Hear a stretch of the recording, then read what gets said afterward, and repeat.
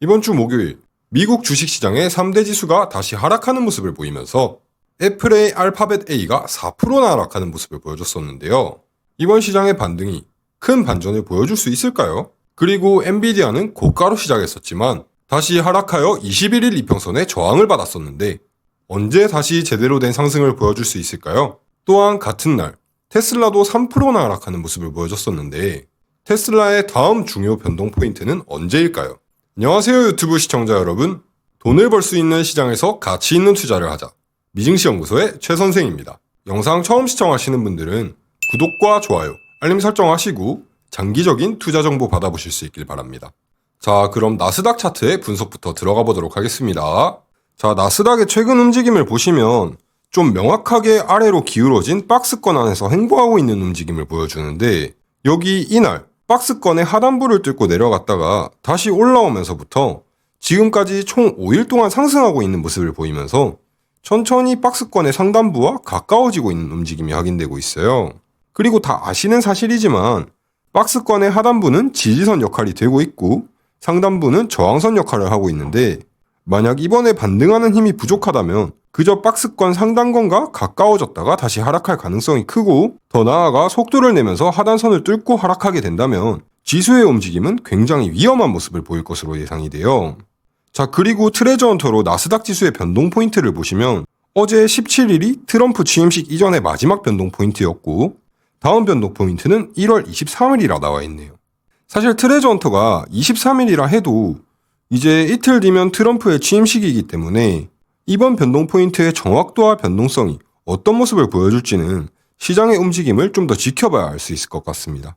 자, 그래서 나스닥의 주간 차트를 KDJ 지표와 함께 더 하락할 가능성이 있나 보실 건데 현재 나스닥의 조정 기간이 한 달 전후로 충분히 긴 시간 동안 조정을 받았다 생각은 드는데 이번 조정은 지금까지 21일 이평선을 기준으로 보인 전형적인 조정과는 살짝 차이가 있다고 생각이 들어요.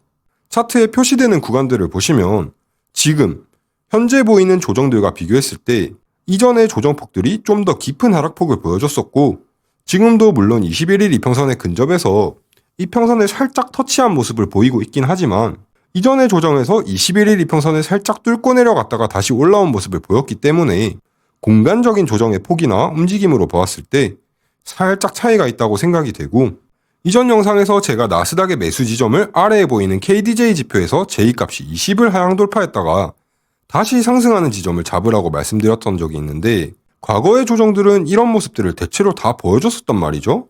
근데 오늘 나스닥 지수가 다시 상승하면서 어제는 30 초반이었던 J값이 46까지 올라왔기 때문에 살짝 다른 움직임을 보이고 있다는 생각이 듭니다.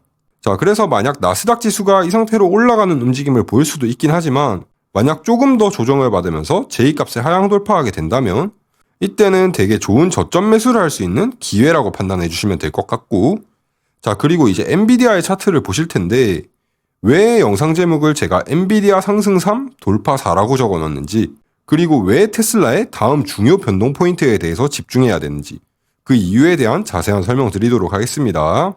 자, 우선 엔비디아의 차트부터 보실 텐데 화면에 표시되는 4개의 포인트에서 항상 120일 이평선을 뚫고 내려갔거나 아니면 이평선을 터치했다가 다시 상승하는 모습이 확인되고 있고 항상 트레저 헌터가 말해주는 중장기 세력 평균 매집가를 터치하고 상승을 하고 있단 말이죠.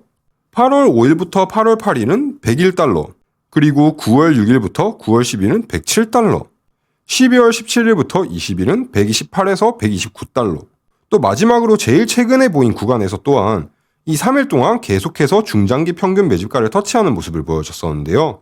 그리고 어제 저가가 133.49달러로 트레저 헌터의 세력 중장기 평균 매집가 131.75달러와 되게 근접했다가 오늘 137달러의 장을 마감하는 모습을 보여주면서 중장기 세력 평균 매집가와 살짝씩 점점 멀어지고 있는 모습이 확인되고 있어요.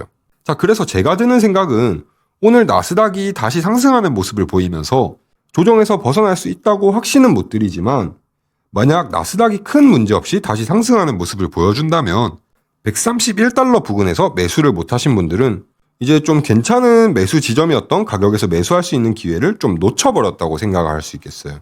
자, 그래서 131달러에서 매수하신 분들에 한해서 한 말씀 한번 드려보자면 흰선 120일 이평선이 지지 역할을 하고 있긴 하나 만약 나스닥의 조정이 끝나지 않고 엔비디아의 주가가 영향을 받으면서 120일 이평선까지 다시 내려오게 되는 상황이 왔을 때 이 120일 이평선이 뚫리게 된다면 그땐 정말 조심해 주셔야 됩니다. 지금 현재 포시된 구간 안에서도 벌써 120일 이평선을 4번이나 두들겼는데 계속해서 두들기게 되면 부러지게 되겠죠. 자, 그렇기 때문에 이런 리스크도 있다는 점 알고 계시면 되고 다음으로는 상승 3, 돌파 4에 대한 내용에 대해서 설명드리도록 할 거예요. 자, 대체 상승 3, 돌파 4가 무슨 말이냐? 이게 의미하는 건 90달러에서부터 152달러까지 올라온 뒤 1차로 126.8달러까지 조정을 받습니다. 그리고 2차로 조정을 받은 126달러에서 155달러, 전고점까지 상승하는 모습을 보여주고요. 이때의 조정은 최근 하락 구간 129.5달러까지 또 떨어지게 됩니다. 그러면서 막 반등이 4에서 5일 동안 이어지고 있는 것이 확인되고 있는데 근데 이론상으로 따지자면 강세에 있는 종목이 만약 전고점을 뚫어버리고자 한다면 바로 툭 뚫어버리는 경우도 있긴 한데 또 만약 돌파하지 못하면 전고점 부근에서 횡보하는 움직임을 보이게 돼요. 그래서 이런 상황에서 매수 세력이 강하다면 천천히 저점을 높여가는 모습을 보여주면서 상승하는 삼각형 패턴을 보일 확률이 되게 커집니다. 자, 그래서 제가 여러분들에게 말씀드리고 싶은 점이 지금 엔비디아가 방금 말씀드렸던 강세주의 두 번째 상황 전고점 부근의 가격대와는 25에서 30달러라서 살짝 거리가 있긴 하지만 계속해서 저점을 높여가면서 상승을 하고 있다는 거예요. 그리고 제2 이론이 맞다면 현재 보이는 3차 상승으로 판단되는 반등이 전고점 가격 구간까지 또 천천히 올라갔다가 또다시 하락하는 모습을 보일 것이라는 건데 물론 저점을 낮춰야 하니 조정의 폭 또한 조금 줄어들겠죠. 그렇게 조정을 받고 4차로 상승을 할 가능성이 있다는 건데 만약 전고점의 가격을 뚫어버리고 다시 상승을 할 확률을 따져보자면 제 생각엔 아마도 한 7, 80%? 아마 70에서 80%의 확률로 4차 상승에서 전고점을 뚫고 상승하는 모습을 보여줄 것이라 예상이 돼요. 근데 뭐 그렇다고 이번 3차 상승에서 못 올라간다는 말도 아니에요. 물론 3차 상승에서 바로 뚫고 올라가는 모습이 더 좋긴 한데 만약 못 뚫고 다시 조정을 받는다는 가정하에 3번 정도 두들겼으면 152달러에서 153달러에 있는 이 저항선의 힘이 되게 많이 약해질 것이라 생각되기 때문에 4차 상승에서 뚫고 올라갈 것 같다고 표현하고 있는 거고요. 또 엔비디아의 2023년 8월부터 2024년 1월까지의 차트를 보시면 여기서도 되게 비슷한 패턴을 보이고 있는데요. 당시 이 구간이 아마 주식을 반토막 내버리기 전에 한 500달러 부근이었던 것 같은데 지금과 거의 동일한 패턴을 보이면서 4차 상승, 여기 2024년 1월 초에 전고점을 뚫어버리면서 훅 주가를 끌어올리는 모습을 보여줬었습니다. 1차 상승 이후 조정을 받으면서 390달러 부근까지 떨어졌다가 다시 2차 상승을 보이며 전고점과 거리가 또 가까워졌다가 다시 또 조정을 받긴 하지만 폭이 완전히 줄은 형태로 조정이 끝나고 또다시 비슷한 형태로 3차 상승을 보이면서 더 좁아진 폭을 만듭니다. 그러고 나서 4차 상승하면서 뻥! 제가 보기엔 지금도 이런 비슷한 패턴을 보이고 있다는 게 아닌가 싶다는 거예요. 지금 또 패턴이 발생하고 있는 기간도 거의 비슷하죠? 그래서 제가 영상 제목을 상승 3, 돌파 4라고 써놓은 거고요. 이 똑같은 패턴이 반복될 확률? 저는 70에서 80% 정도 봅니다. 그리고 역사는 반복된다는 말이 있잖아요. 그게 지금 엔비디아의 차트에 딱 어울리는 말이라고 할 수 있겠고 근데 또 이미 너무 많은 상승을 보인 엔비디아에게 너무 높은 가격, 무리한 가격의 목표가를 설정하시는 것은 좀 자제하시고 손절가 잘 설정하셔가지고 리스크 관리해 주시는 것도 꼭 기억해 주시기 바랍니다. 자, 그럼 다음은 테슬라의 차트 보고 영상 마무리하도록 할 텐데 왜 테슬라의 다음 변동 포인트가 중요하다고 한지 지금 아마 다들 궁금해 하실 거예요. 그 이유에 대해서 제가 설명 한번 드리도록 하겠습니다. 자, 우선 이전 영상에서 피보나치 수열로 본 시간상의 중요 변동 포인트가 이 55지점이었고 또 피보나치 비율로 본 강력한 지지 구간이 38.2 이 지점이었습니다.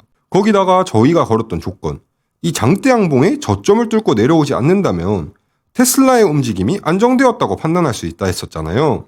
그렇게 지금 19.1 지점에 가까워지고 있는 모습이 확인되고 있어요. 심지어 어제 뚫었던 모습도 보여줬지만 19.1 지점에서 마무리되진 못하고 다시 내려온 모습을 보이고 있습니다. 근데 그래도 저희의 분석에 맞게 좋은 모습을 보여주고 있고 55의 변동 포인트는 이제 지나갔으니까 이제는 다른 지점을 찾아서 변동 포인트를 예측해봐야겠죠.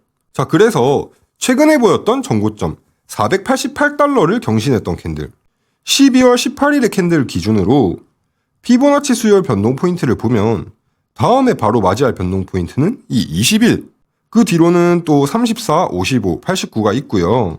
자, 그래서 이 20일에 해당하는 변동 포인트를 오늘 날짜를 포함해서 계산을 해보면 아마 다음 주 1월 22일쯤이 변동 포인트라 할 수 있습니다.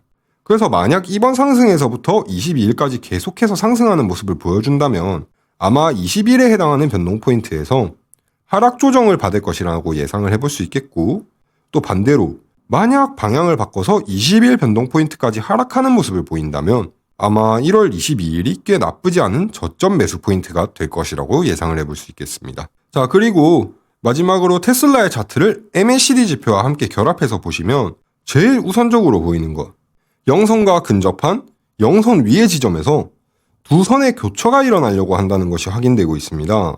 MACD 지표의 신호에서 제일 좋은 매수 지점은 영선에 근접한 상태로 영선 위에서 두 선의 교차, 패스트 선이 슬로우 선을 상향 돌파하는 지점이 제일 좋은 매수점이라 할 수 있어요.